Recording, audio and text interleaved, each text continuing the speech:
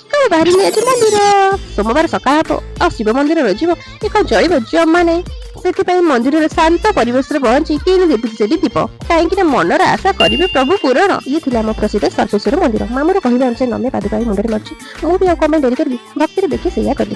ସବୁ କିଛି ହେଇଯାଇଛି ଏଠି ପରିବର୍ତ୍ତନ, କାହିଁକି ନା 4 ବର୍ଷ ତଳେ ମୁଁ କରିଥିଲି ଏଠି। ମନ୍ଦିରର ପାରୁପୋଷ ଏତେ ସୁନ୍ଦର ଥିଲା, ଆସିବାକୁ ଜମା ମନ ହଉନଥିଲା। ସଫାସୁତୁରା ଫୁଲ ଗଛରେ ଥିଲା ପରିବର୍ତ୍ତନ, ସେଥିପାଇଁ ଝିଅର ଲୋଭ ଆଉ ସହୁନଥିଲା। ଫୁଲଟି ଆଣିବାକୁ ବହୁତ ଚେଷ୍ଟା କରୁଥିଲା। ଶେଷରେ ଆଈ ମନ କଥା ଜାଣି ତାକୁ ଧରେଇ ଦେଇଥିଲା। ଗୋଲାପୀ ରଙ୍ଗର ଫୁଲ ଏତେ ସୁନ୍ଦର ଥିଲା, ଭିଡିଓ ନ କରି ଆଉ ରହିହେଲାନି। ସତରେ ଭଗବାନଙ୍କ ସୃଷ୍ଟି କେତେ ସୁନ୍ଦର। ଘରେ ଆସି ପହଞ୍ଚୁ ପହଞ୍ଚୁ ବାପା ଆଣିଥିଲେ ଗୁପଚୁପ ପାଣି, ଆଉ ନ ରହିପାରି ଝିଅ ସହ ଦେଇଥିଲି ଆମ୍ପୁଡି।